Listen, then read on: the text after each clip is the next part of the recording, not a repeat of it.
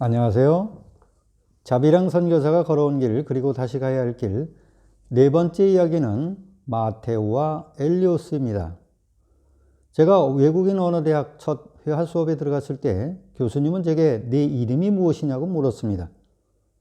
그러나 이 말을 알아듣지 못하고 멀뚱거리자 교수님은 제게 그럼 내가 할 수 있는 말이 무엇이냐고 물었는데 이 말은 더욱 알아들을 수가 없었습니다. 이탈리아의 변화무쌍한 동사 변화는 저의 머리를 온통 혼란스럽게 했습니다. 텍스트에 나오는 단어를 아무리 사전을 찾아봐도 나오질 않았습니다.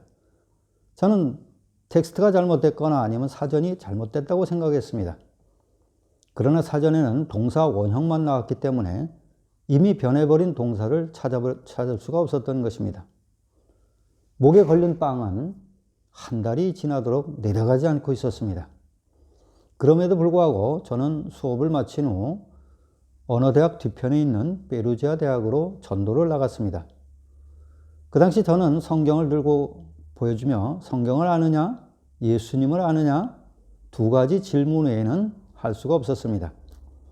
당시는 동양인들이 많지 않았기 때문에 관심과 호기심을 갖고 오는 친구들이 있었지만 성경 이야기를 하면은 외면하고 했습니다. 아무래도 가톨릭 종주국에 자존심이 있었던 것 같습니다.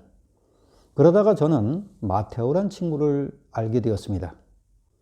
이 친구를 처음 봤을 때 영화 배우 같다는 생각이 들었습니다. 그는 말도 안 되는 나의 말을 귀담아 들어주었습니다. 저는 처음으로 그와 함께 에스프레소라는 카페를 마셨습니다. 그런데 이것은 커피가 아니라 한약보다 더 쓴 약과 같았습니다. 그리고 그것을 마신 날은 잠을 잘 수가 없었습니다. 그럼에도 불구하고 저는 그와 카페를 마셨습니다. 마테오에게는 엘리오스란 친구가 있었는데요. 이로 우리 셋은 자연스럽게 친구가 될 수 있었습니다. 우리는 학교 구내식당에서 식사도 같이 했고 커피도 같이 마셨습니다. 그러나 헤어지기 전에 저는 꼭 성경 한 구절을 읽어주었는데요. 잘 읽지는 못했지만 그들은 귀담아 들어주었습니다. 한 번은 빅뱅 이론을 신뢰하는 마테오에게 날아가는 까마귀를 보면서 이탈리아는 까마귀가 아주 흔히 볼 수 있는 새 중에 하나입니다. 까마귀의 집은 태초부터 지금까지 그대로며 동물은 제사를 지내는 흔적이 없지만 인간은 아무리 미개해도 제사를 지낸 흔적이 있다. 이것은 바로 인간만이 신을 인식할 수 있다는 의미고 이것은 또한 인간을 하나님의 영으로 지어졌기 때문이라고 설명해 주었는데 대부분이 단어와 손짓, 발짓이 전부였습니다. 그럼에도 불구하고 이들이 얼마나 이해했는지는 모르지만 저희 말을 참으로 귀담아 들어주었습니다. 참으로 이들은 이탈리아에서 보기 드문 신실한 학생들이었습니다. 마테오는 당시 페루지아에서 150km 정도 떨어진 로마 사람이고요. 엘리오스는 그 남부 소라 지방 출신입니다. 대개 이탈리아 사람들은 성탄이 되면 한국의 추석과 같이 모두 고향으로 돌아가 가족과 함께 합니다.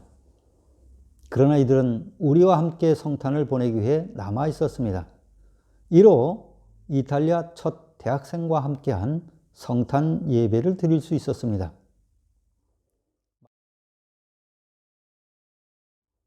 마테오와 엘리오스는 하나님이 제게 보내주신 기쁨의 선물이었습니다. 페루지아를 떠나기 전까지 1년 반 그들과 함께 할 수 있었습니다. 세상에는 가까이 살면서도 만나고 싶지 않는 사람이 있는 반면 만날 수 없음에도 그리운 사람이 있습니다. 마테오와 엘리우스는 바로 제게 그런 사람으로 남아 있습니다. 네 번째 이야기는 여기서 마치겠습니다. 감사합니다.